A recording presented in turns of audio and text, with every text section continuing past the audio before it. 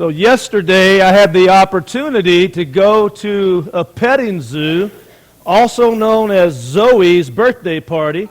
If you don't know, Zoe's got cows, she's got ducks, she's got chickens, she's about to have rabbits. I don't know that she has a lamb yet, but that day may very well be coming. I don't know. The girl knows how to play with little pigs and wins contests with that as well. Yesterday I looked at her brother and I said, "Colton, are you Noah? This your ark?" And he had no idea what I was talking about, but he will one day. It is such a joy to get to go and spend time with our young people, regardless of their age, and to spend time with moms and dads and their families, and just to have a good time together. But this lamb behind me represents so many of us, right? When we're born and kind of the world is our oyster, if you will, it's all right there in front of us and full of life, full of bouncing around. This weekend, today actually, from 2:30 to 4, I believe it is, we're going to be having the pictures with Bugs Bunny, no, the Easter Bunny, over at Cindy's house, some snacks and things like that this afternoon. But, you know, there's just something innocent about this lamb. In a green field full of love and joy. But I want to show you this one here. The title of this is Anguish. This painting is in Australia.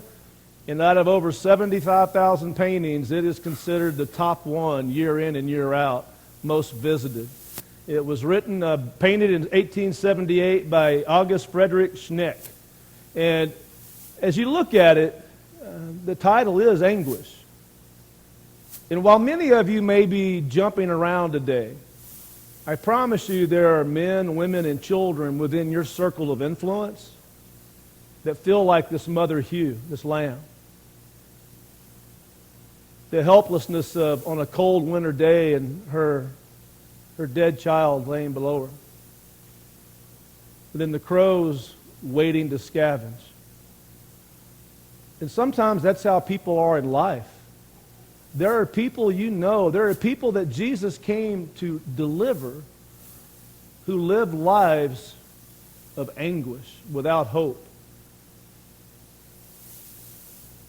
Standing guard, not wanting to let go.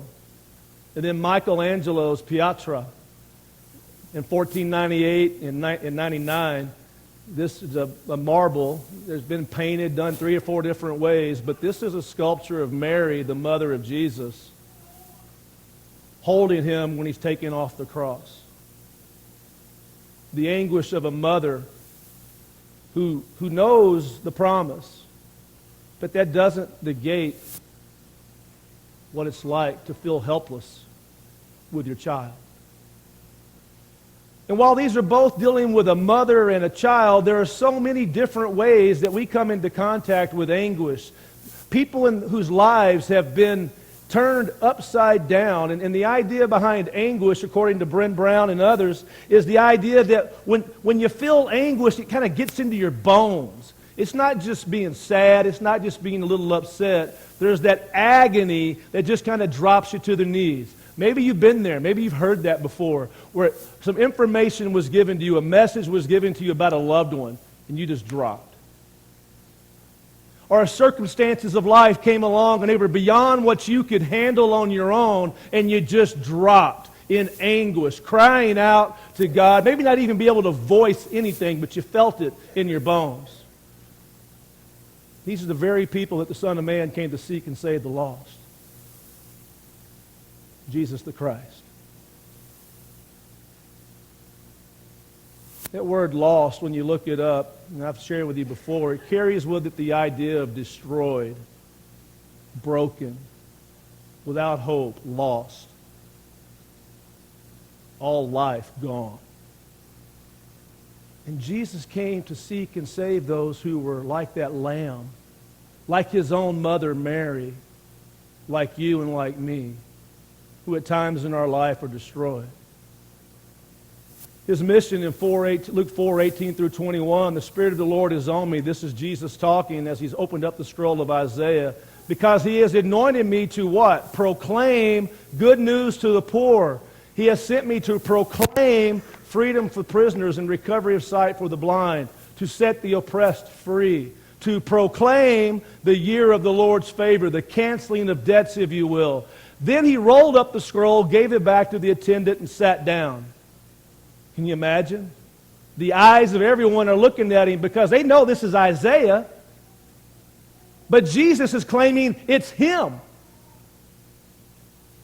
He began saying to them, today this scripture is fulfilled in your hearing. He's laying out what his mission is.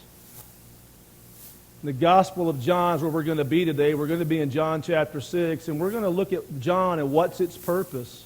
John chapter 20, verse 30 and 31, Jesus performed many other signs in the presence of his disciples, which are not recorded in this book. But these are written so why? That you may believe that Jesus is the Messiah, the Son of God, and that by believing you may have life in his name.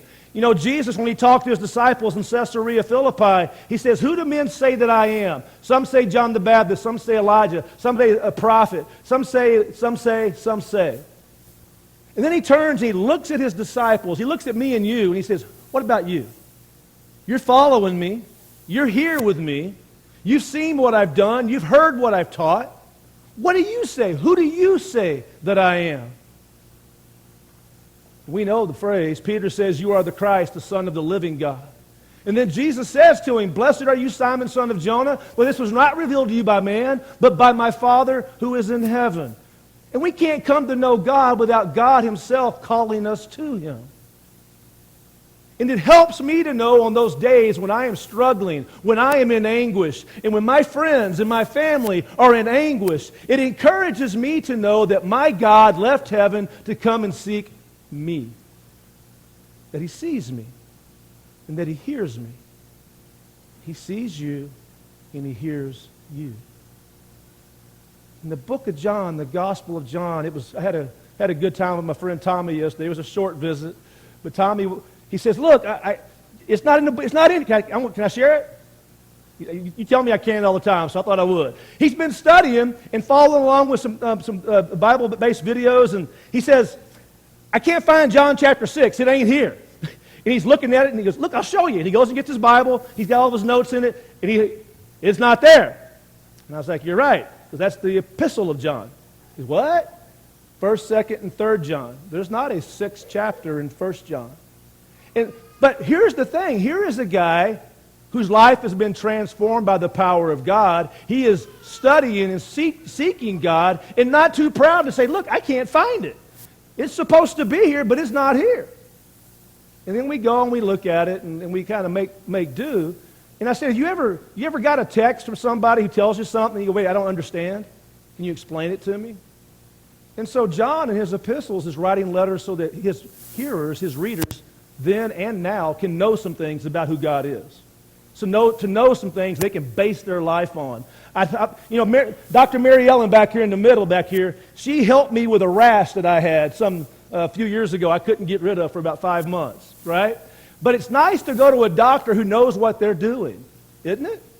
You ever been to a doctor and you walk out there scratching your head saying, "I don't think so"? I mean, I got told it was a ringworm. I got told all kinds of things, and Mary Ellen goes, "That's not a ringworm." But just to be sure, I want to do a biopsy. And so she did. Interestingly enough, it was Easter Sunday 4 years ago that she told me what was going on with my life. We're getting close to Easter. And so that's why we're talking about what we're talking about today. I don't want you leaving here today wondering if Jesus is who he says he is. I want you to know. And that's why the Gospel of John was written, the letter to the people of God. So in John chapter 6, verses 1 through 15 is where we're going to be camping out this morning. Sometime after this, now, we have been going through verse by verse. What's going on here is Jesus has just left Bethsaida, the pool. Remember the guy who had been an invalid for 38 years and he hadn't been healed? This has just happened, right? He's just healed him. He's healed others who were sick and lame, and now he has left there. It's also on the hills. This particular story we're reading today is the only miracle listed in all 4 Gospels. Each one of them gives a different take on it, a different perspective. But they're leaving, they're getting here, right? And what's also just happened is John the Baptist has just died. Herod has just beheaded him or had him beheaded.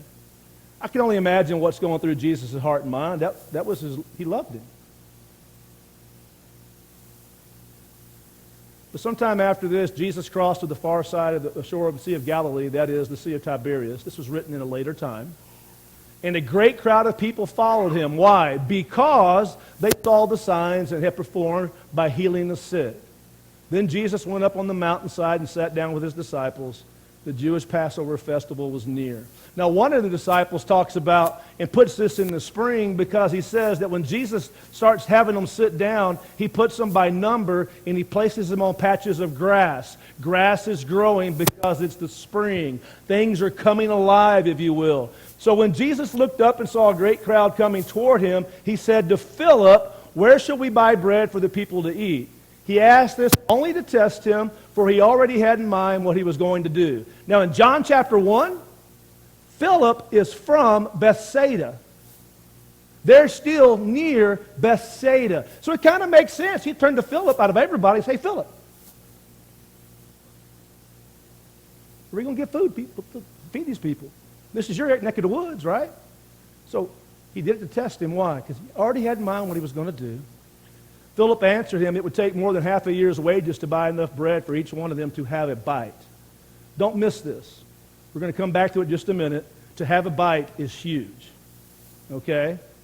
Another of his disciples, Andrew, Simon Peter's brother, spoke up.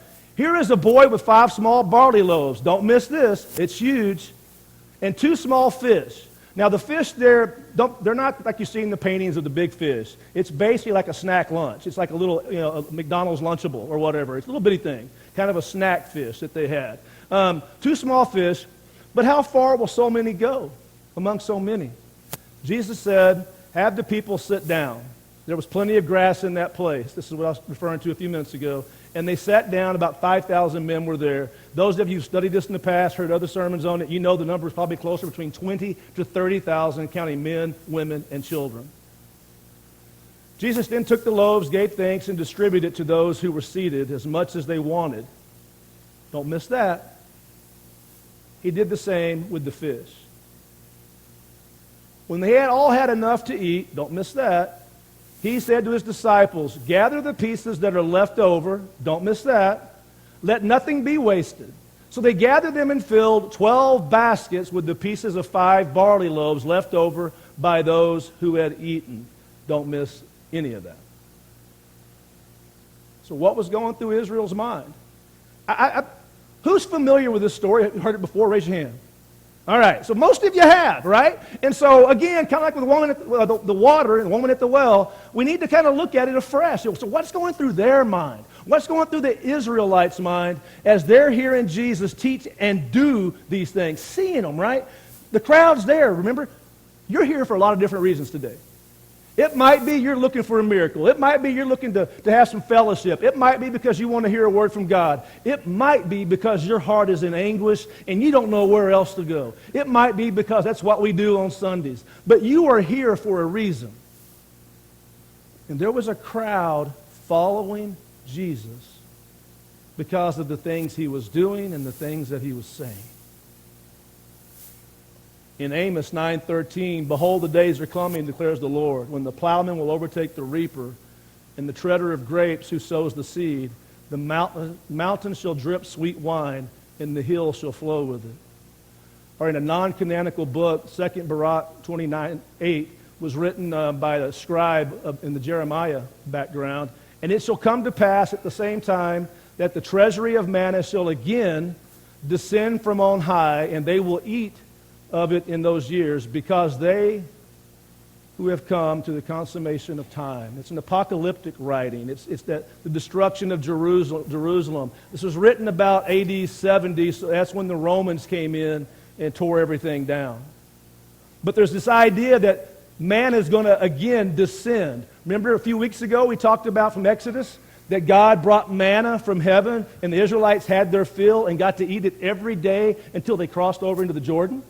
God provided bread from heaven. So this is what going on in their mind, right? The Lord said to me in Deuteronomy 18:15, What they say is good, I will raise up for them a prophet like you from among their fellow Israelites. And I will put my words in his mouth, and he will tell them everything I command him. That sound like a man with a wife? Come on, y'all. You leaving me hanging, Gene? Come on.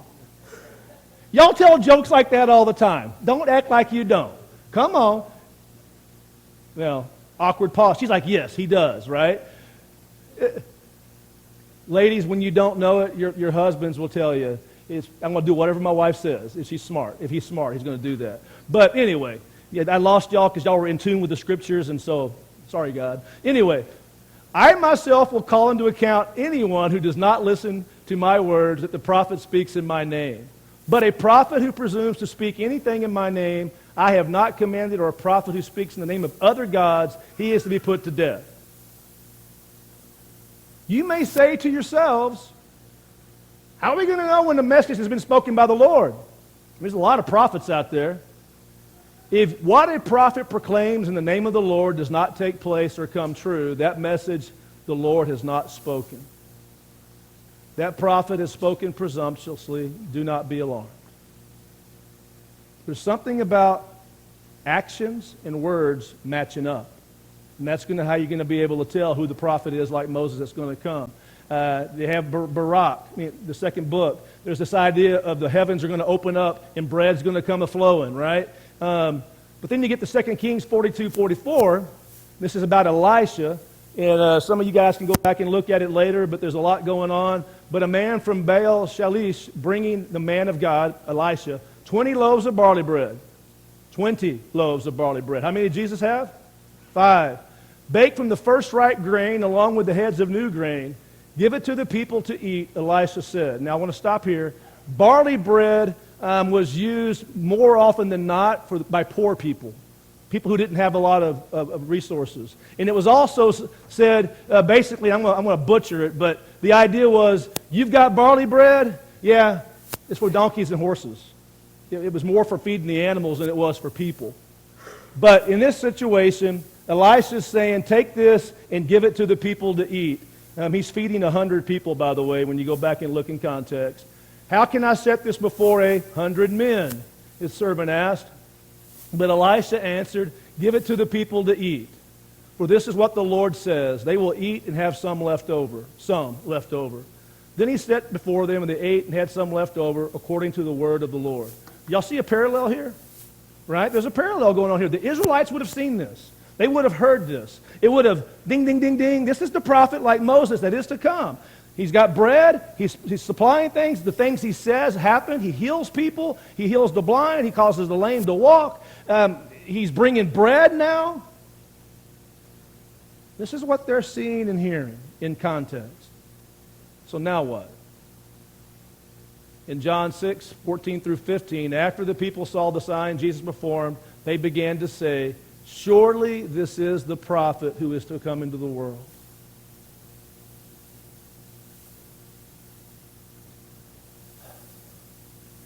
Those of you who have been in anguish, do you long to see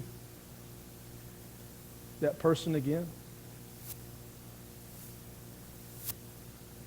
That longing, that sense of helplessness, that there's nothing you can do to make it happen?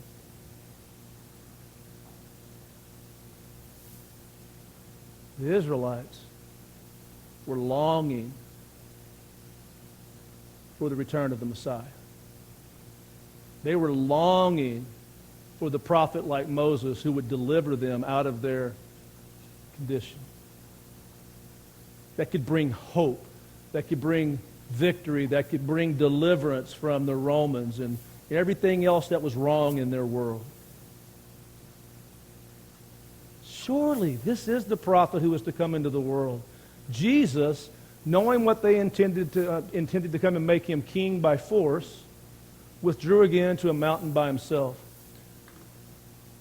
They're wanting to take Jesus and force him to be the king. Don't lose that. They are convicted that this is the one. And we're going to get more into this in the weeks to come, but there's just not enough time today to dig into it and give it the the attention that it needs. This is the one. I wonder sometimes if I long for the return of Christ with the intensity that they longed for the Messiah. There's days I do, and there's days I don't.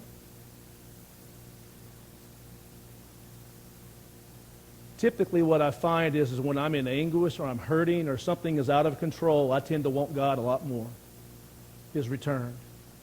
But when things are comfortable, take your time, God, I'm good. I've got grandkids, I've got children, I've got things I want to do.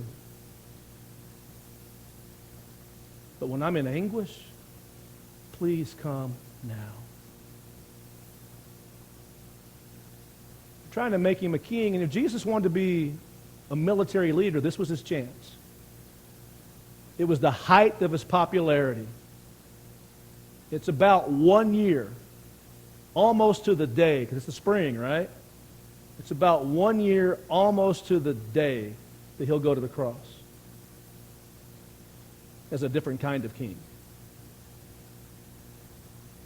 Elisha took 20 loaves of barley and fed 100.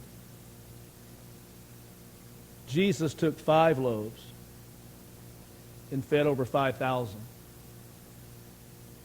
He didn't just have enough left over. Everyone had what they needed, what they wanted, which meant keep going back to the buffet line. Keep going. As much as you want. We're going to keep passing it. Okay, you've had enough? Great. Now we're going to put it in the baskets.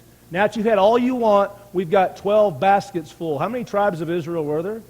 12. God's people had all they need because God's the provider. The bakery's open.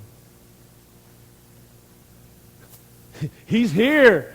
The same one that gave us bread in the wilderness to our forefathers is here today. We've got bread from heaven. We can eat and have our fill. We've got our frequent buyer discount card to Mesh's Donuts, whatever you want. We got it. He is here. Yeah, he's here.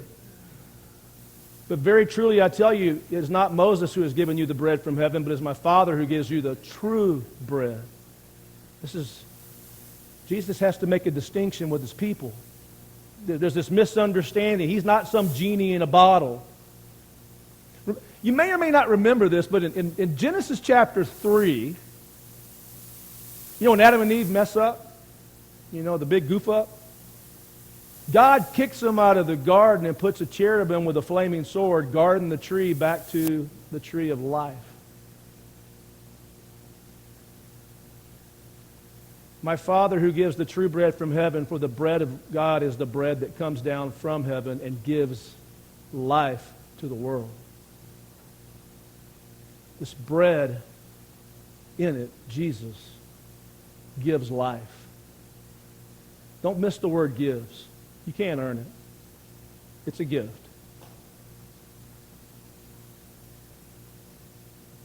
This is why that's important. Buffet line's not going to help you when you're in anguish. Buffet line's not going to help you when you've been abused or you've been neglected or you've been abandoned. A buffet line's not going to help you when your marriage is on the rocks or when you don't know how you're going to make your ends meet. A buffet line is not going to get you eternal life.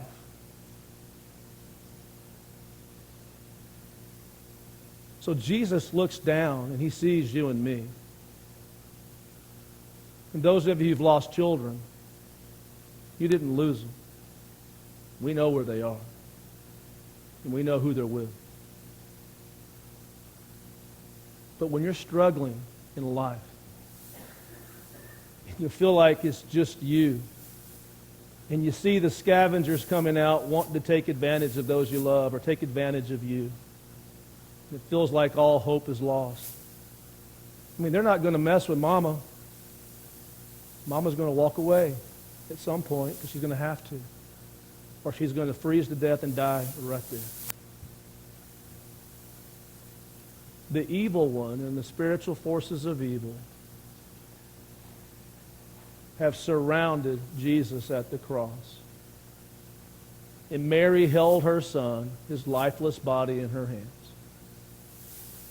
But she did so with the hope and the belief that in 3 days I'm going to see him again. She didn't understand what all that meant. How could she? But we know. We've read it. We believe it. We're convicted of it, and we're here today. And I want to remind you, because we need to be reminded that it doesn't have to be this way. Why? Because a new command I give you, love one another as I have loved you, so you must love one another. By this, everyone will know you're my disciples if you love one another. How am I going to know who the prophet like Moses is? Help me out. Tell me. How do I know if I'm an Israelite that this is a prophet like Moses that was to come? How do I know? His love, okay. But God tells us in Deuteronomy that the things he says and the things he does match up through the power of God. So Jesus is now saying, because God's not sending a prophet anymore, he's already sent his son to the anguish. He's already sent his son to those who were lost, which is you and me. He's done that. But now he has partnered with you and me and tells us that we must love one another as he has loved us. So if you're visiting with us this morning, or if you're a member of this body of Christ, I want to share this with you. If you are in anguish and you are hurting and you are looking for the people of God, you will know you found them the same way the Israelites knew they found Jesus, the prophet like Moses, not by what we say, not by what we sing, not by what we do up here, but how we love each other sacrificially, agape love, Christ's love, love that forgives, love that heals, love that embraces, love that is patient and kind, that keeps no record of wrongs. A love that's willing to go to the cross, understanding that we have been called to follow Christ, not my will, but your will be done. To sacrificially carry our cross for one another. And that gives people hope. Because there are so many charlatans out there and organizations out there. In fact, you can go watch a documentary right now about the Hillsong organization. I had a friend of mine in Virginia message me about it yesterday, and last night I see a friend of mine who's a minister in Bastrop, Texas, who just watched it, sharing it with everybody else. Because the world doesn't believe in God oftentimes because its people don't live like this. All they hear is false prophets, and all they see are false disciples.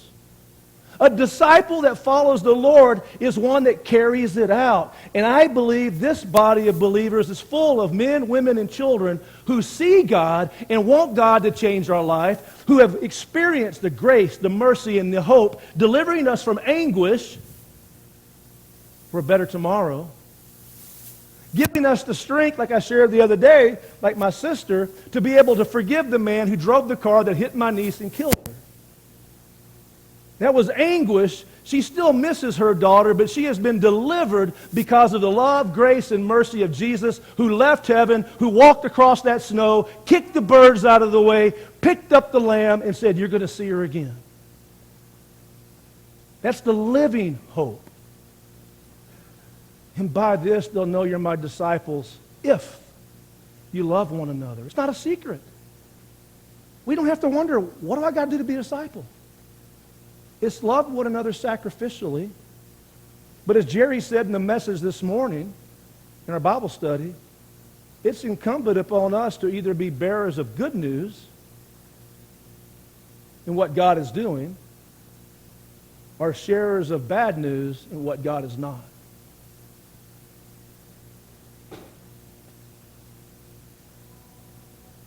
For me,